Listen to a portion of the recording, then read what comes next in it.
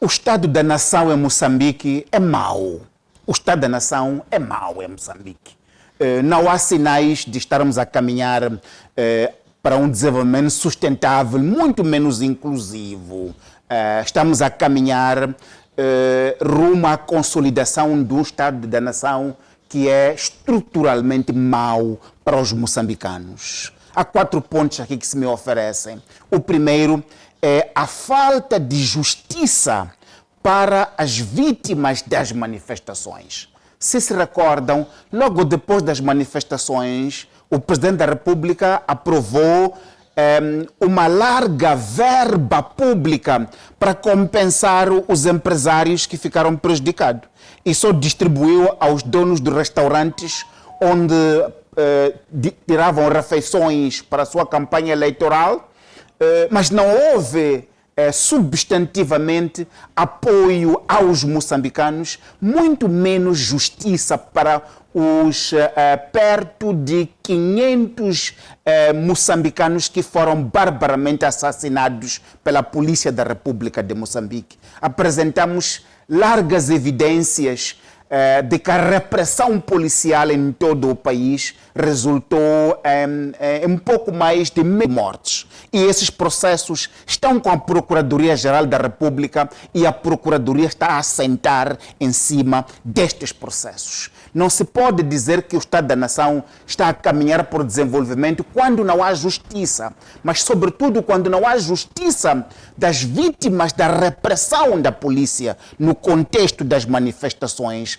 Manifestações essas que foram exacerbadas, atingiram o nível que atingiram, atiçadas pela ação da polícia, atiçadas pela ação dos esquadrões da morte, atiçadas pela ação da UIR. Foram estas entidades, estas autoridades policiais que enfureceram a população para sair às ruas, para depois chacinarem com os ataques que vimos. Então, este é o primeiro ponto. O segundo ponto é que depois das manifestações, a sociedade moçambicana deve avançar para um diálogo reconciliatório, que se deu o nome de diálogo inclusivo. Mas, em primeiro lugar, não há diálogo aqui. Não há diálogo aqui. Isto é um monólogo que está a acontecer. Isto é um monólogo, em primeiro lugar. É um monólogo, em primeiro lugar, porque se vê, há um grupo que se criou e esse grupo é que diz as coisas. Não há um formato de diálogo das partes aqui que assentam, em primeiro lugar, em questionar, afinal, por que é que chegamos a este ponto? Por que é que chegamos ao ponto onde, nas eleições, teve que morrer de moçambicanos? As eleições são um espaço de escolha dos dirigentes. Por que as eleições em Moçambique são fator de instabilidade e não fator de estabilidade? Esta é a primeira pergunta que tem que se colocar. Que não está a colocar essa pergunta. Se fala de reformas fiscais, fala de reformas, mas não é esse o ponto. O ponto é por que as eleições em Moçambique são violentas. Por que as eleições em Moçambique são agressivas. E são assim porque a Frelimo não aceita a vontade popular. São assim porque a Frelimo não aceita a vontade popular. E são assim porque não há instituições independentes para fazer valer, fazer respeitar a vontade popular. E não é porque as pessoas não tenham competência, é porque as instituições estão capturadas pelo Partido Frelimo. E não há reformas orientadas para isso. E em segundo lugar, esta reforma, este diálogo que se diz inclusivo, de inclusivo não tem nada aqui. Onde estão as partes desavindas com esse processo? Onde estão as partes desavindas com este processo? Não é por causa da Renamo, não é por causa do Podemos, não é por causa de os outros quem são ali, MDM, depois tem, não é por causa desses que há esse diálogo. É que o povo zangou.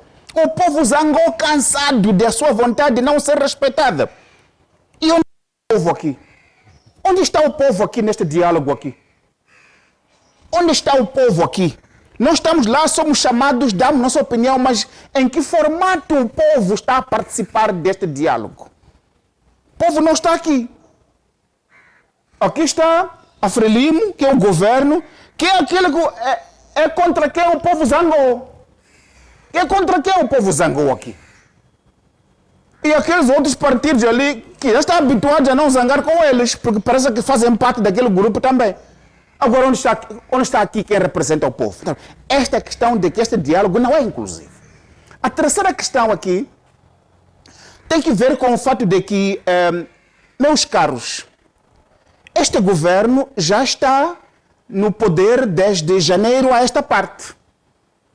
E o que fica claro é que, apesar do presidente da República, Daniel Chapo, reivindicar legitimidade, não vai ter legitimidade enquanto não fizer justiça no sentido de responsabilizar os seus antecessores que empurraram milhões de moçambicanos para a pobreza. Daniel Chapo está a proteger a corrupção de Filipe Nyusi. Está a proteger a corrupção de Filipe Nyusi. Onde está Filipe Nyusi? Quando o presidente Guebuza tomou posse, meses depois, o ministro já estava a ser processado na Procuradoria por causa de corrupção. Quando Filipe Nyusi tomou posse, meses depois, membros importantes, incluindo o filho de Guebuza, estavam a ser processados. Agora estamos em dezembro. Não há nada. Onde está a Nyusi aqui? Que é visto como aquele que empurrou este país para o abismo que se encontra, que empurrou milhões de moçambicanos para a pobreza. Onde está aqui? Está a passear, protegido pelo governo de Daniel Chapo.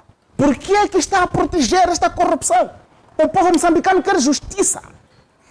O povo moçambicano quer justiça. E enquanto não houver justiça, no sentido de responsabilizar criminalmente a corrupção de Filipe Nyusi, não pode haver legitimidade para este governo. E isso começa também a de não vai acontecer nada aqui. Porque já começa a haver sinais de corrupção neste governo aqui do presidente do presidente Chapo. Já começa a haver sinais de corrupção. O ministro da Agricultura foi apanhado ali, estava com a cabeça na panela da Agricultura. Denunciado, até agora está lá na posse dele. Até agora está lá a dirigir. Foi protegido pelo presidente Daniel Chapo. Mas o próprio presidente Daniel Chapo disse em abril que havia nhonga nas linhas aéreas de Moçambique. Disse em viva voz, em direto, o povo moçambicano ouviu que havia nhonga. Até agora esse processo está a desaparecer, não está a acontecer nada. Como é que o presidente vem de viva voz, em direto nos microfones, a falar para a nação, a reclamar que há corrupção e a Procuradoria tem poder para sentar em cima desse processo? Como? E também há o processo aqui do Inatur. Há o processo do Inatur, que está a adjudicar um contrato de 102 milhões de dólares a uma empresa para fazer alguma coisinha na ilha Santa Carolina. Não é tarefa do governo fazer empreendimentos turísticos. Não é tarefa do governo fazer empreendimentos turísticos. O governo tem que promover o ambiente e deixar o setor privado fazer isso. Quando o Inatur, num contexto de crise, onde não há dinheiro para pagar salários, não há medicamentos, vai buscar na banca 102 milhões de dólares para fazer um empreendimento, isto aqui se pode estar a preparar terreno para no futuro este empreendimento aqui passar para os dirigentes. Se pode aqui estar a preparar terreno aqui para a corrupção futura aqui. Tem que parar esta iniciativa, vai contra o estado de espírito e contexto atual em que o país atravessa. E em último lugar, tem aquilo que o próprio o presidente Daniel Chapo fez, que é um dos atos que se realizou logo depois que ele tomou posse, foi o arquivamento do processo contra Manuel Chang. Num contexto onde a Procuradoria, durante o momento que estávamos a litigar para Manuel Chang ser extraditado para a América, esteve lá a dizer em processo, no juízo, que assim que Chang chegar aqui a Moçambique, será julgado. Mas arquivaram. arquivaram o processo. Estão a preparar terreno para Changi voltar aqui como aquele indivíduo que volta triunfalmente sobre tapete vermelho, aplaudindo, acarinhando a grande corrupção que empurra até hoje milhões de moçambicanos para a pobreza.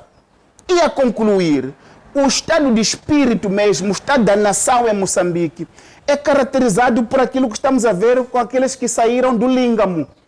Saíram do Língamo, são bonacheirãos, não sei se é assim como se fala, estão aí a promover festas, já são, tem um dinheiro que foi lavado naquele julgamento promovido por aquele juiz que veio lá de Manica. Agora estão aqui, estão com dinheiro limpo, estão a fazer festas, a cantar, a dançar todos os dias. E a população aqui vai vivendo com o cheiro que sai das suas festas. Significa que o estado de espírito, o estado da nação em Moçambique é aquele de normalização, é aquele de limpeza, é aquele de saneamento do dinheiro da corrupção que empurra milhões de moçambicanos para a pobreza. Muito obrigado. Professor, uma questão simples. Como olha para esta iniciativa do governo de corte de regalias, paulatino de regalias, para canalizar nos setores sociais? Que regalias são essas que o governo cortou? Esse governo disse que cortava regalias. No tempo do Filipe News, por exemplo, diziam que não se cortavam viagens, primeiro. Segundo, se cortavam viagens em classe executiva. Mas é só ver as agências de companhias aéreas. Mostram que é o período que mais governantes viajaram, é o período onde mais viajaram em classe executiva, primeira classe. Então, mentiram. Agora, diz que estão a cortar regalias. Que regalias são essas que estão a ser cortados e a que dirigentes? O que nós sabemos é que o Estado moçambicano continua no bolso das grandes famílias de Moçambique, continua no bolso dos grandes dirigentes que fazem e desfazem sem transparência. Vem a público dizer que as regalias foram cortadas, mas por causa da falta de transparência, na realidade você nunca chega a saber se efetivamente isso existe ou não. Portanto, não há como verificar que essa informação é legítima. É mais uma informação para o consumo público, sem qualquer tipo de valor substancial. Este Estado aqui continua a sangrar porque está a ser extorquido, está a ser todos os dias, está a ser ordenhado, né? Todos os dias, em todos os cantos, para o consumo elitista e esterilizante ao desenvolvimento feito pelos chefes da Frelimo. Obrigado.